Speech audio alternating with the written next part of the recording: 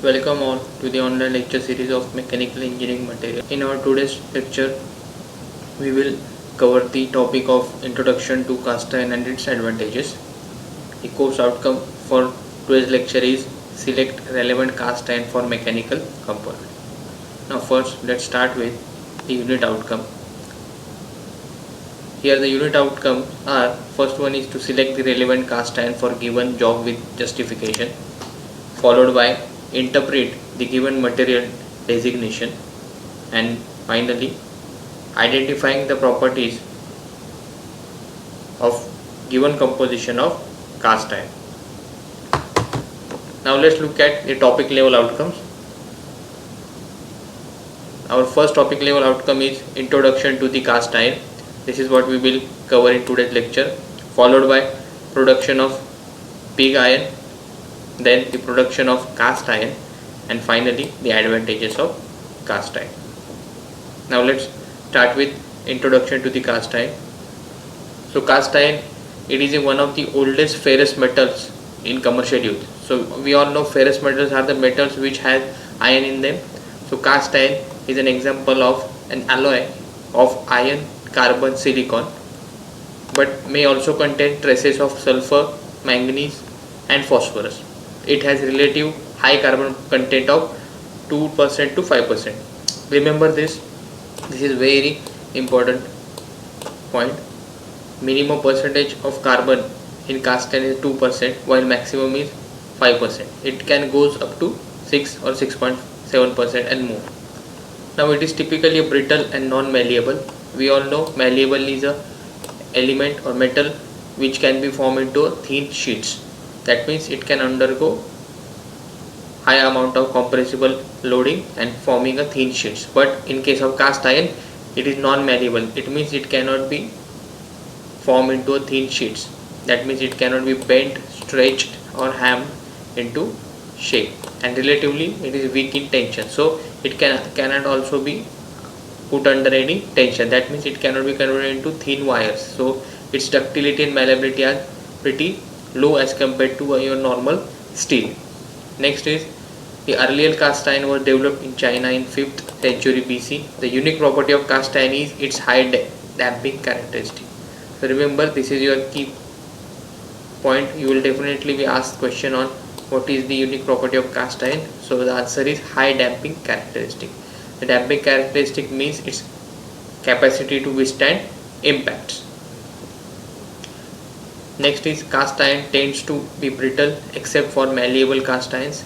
With its relative low melting point, good fluidity, castability, excellent machinability, resistance to deformation and wear, cast irons have become an engineering material with a wide range of applications and are used in pipes, machines, automotive industry parts such as cylindrical heads, cylindrical blocks and gearboxes. So what the gearbox cases, your engine cylinder heads, other industrial automotive parts that are present in your vehicles are mostly made up of cast iron.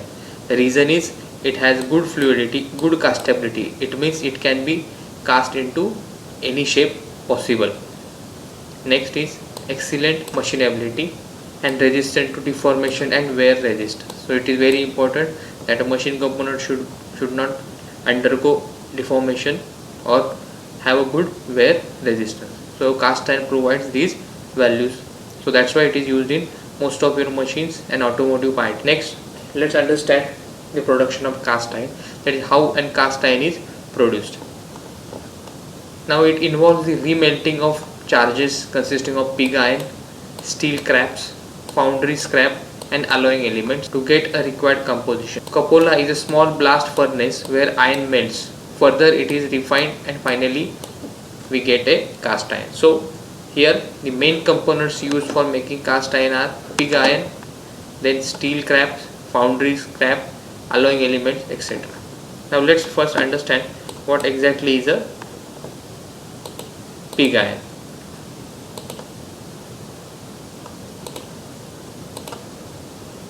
So the pig iron, it is an intermediate product of smelting iron ore with a high carbon fuel such as coke and usually with limestone as a flux.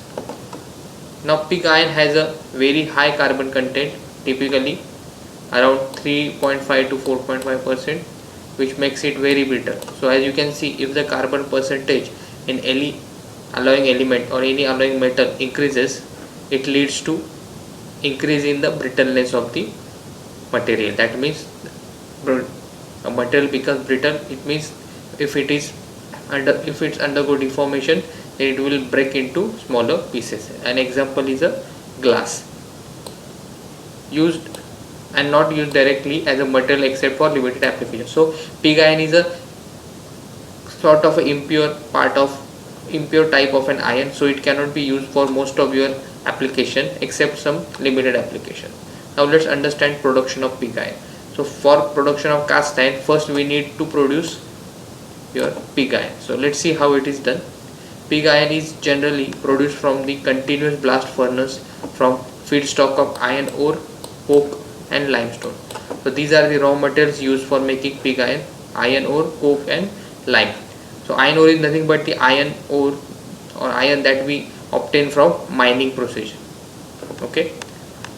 Next is iron ore became pig iron when the impurities are burned in a blast furnace.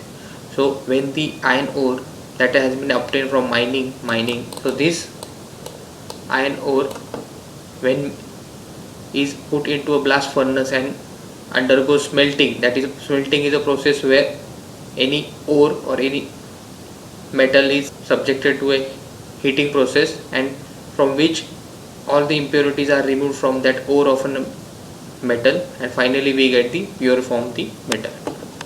Now pig iron is obtained by smelting process where metal is extracted by melting. So as we mentioned, smelting is a process where metal is extracted by melting. So what we melt here is the ore of the metal. In our case we melt the iron ore. Now let's understand production of pig iron.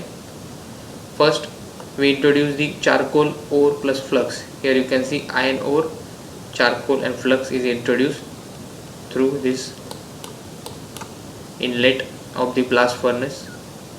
Next, in this blast furnace we use the fusion temperature of zone of fusion around 1200 degrees Celsius to 13 degrees Celsius. Due to this, the impurities which cannot sustain this level of temperature gets thrown out through this outlet. This is the first level of smelting, where the some of the impurities get separated from the iron ore. Next, by continuing the smelting process, as you can see, after removing all types of these impurities, we finally get our pig iron. So this is the molten part of your pig iron. Again, smelting, the extraction of metal from its ore by the process of heating and melting. So here, whenever you talk about any metal, you will never find the metal in its pure form. After the mining process, there will be some impurities and you have to remove or extract that metal from its ore, and this process of extracting metal from its ore by using heating is called as smelting. Now here this is a diagram of blast furnace. You can see it is a simple process. Here all the iron ore is introduced here, and by using heat we are separating various impurities, and finally we are obtaining our output, that is pig iron. Now let's understand the production of cast iron. The process is simple. In case of pig iron we are using a blast furnace. In case of production of cast iron we are using cupola furnace. Both the furnaces work on same principle, that is principle of smelting, that is removing any metal from its ore using heating and melting. Here also, in case of pig iron, our input was charcoal plus ore plus flux, but in case of cast iron, where our input is pig iron. So input is raw material in case of cast iron. Instead of blast furnace we are using cupola furnace for your cast iron production. Process is same. Here the pig iron, coke, limestone are used. They are provided high temperature and they are introduced to heat treatment at a very high temperatures, and which leads to removal of slag, that is impurities, and at the end of the process we get your cast iron. The process of removing cast iron from its impurities, all the present impurity, is called as refining process. So in case of pig iron, we are process which is used for obtaining pig iron from iron ore is called as smelting process. The process of obtaining cast iron from pig iron is called as refining process. Now after understanding the different production methods for cast iron and pig iron, let's look at why we should use cast iron, why the cast iron is used in most of the industries, production industries, and what are its advantages. So let's first is low tooling and production cost. So as you can see, the production cost is very much less as compared to production of any other metals such as gold, copper, etc. So production cost of cast iron is very low. Next, good machinability without burning. So as we have mentioned, cast irons are used in most of the machines, most of the parts of automobiles, vehicles, because they are good, have a good machinability. Machinability is nothing but a material or metal is said to have a good machinability when it can be given any shape, or it can be manufactured, or it can be formed into different shapes as per your requirement. Next, its ability to cast into complex shape. As I mentioned earlier, cast irons, as the name suggests, have the ability to form into any shape. Example, for understanding example of cast iron, remember